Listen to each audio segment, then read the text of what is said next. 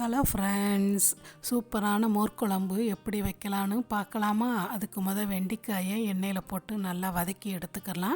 அப்புறம் ஒரு mixie jar எடுத்து அது கூட தேங்காய், பூண்டு, ஒரு துண்டு இஞ்சி, 2-3 சின்ன வெங்காயம், அப்புறம் துவரம்பருப்பு, பச்சரிசி, சீரகம், காஞ்ச மிளகாயெல்லாம் தண்ணியில் போட்டு ஒரு 1/4 மணி நேரம் ஊற வச்சுருந்தேன்.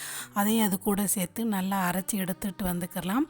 அப்புறம் பார்த்திங்கன்னா புளிச்ச தயிர் இருந்தால் அதை நல்லா மிக்சியில் போட்டு, ரொம்ப புளிப்பில் தயிர் மிக்சியில் போட்டு பிளெண்ட் பண்ணி எடுத்துக்கிட்டு அரைச்ச பேஸ்ட்டையும் அது கூட சேர்த்து கலந்து வச்சுக்கலாம். இப்போ அடுப்பில் ஒரு பேன் வச்சு எண்ணெய் ஊற்றி கடுகு, உளுந்தம்பருப்பு, ஜீரகம், காஞ்ச மிளகாய், கருவேப்பிலை போட்டு தாளித்து நாம் கலந்து வச்சுருந்த குழம்பையும் அது கூட சேர்த்து விட்டுறணும். குழம்பு நல்லா நுரக்கட்டி வரும்போது தேவையான அளவு உப்பு, மல்லித்தலையும் தூவி கொஞ்சம் பெருங்காயத்தூளும் போட்டு இறக்குனா சூப்பரான மோர் குழம்பு ரெடி. அவ்வளோதான் ஃப்ரெண்ட்ஸ். வீடியோ பிடிச்சா சேனலை சப்ஸ்கிரைப் பண்ணி லைக் பண்ணுங்கள். தேங்க்யூ.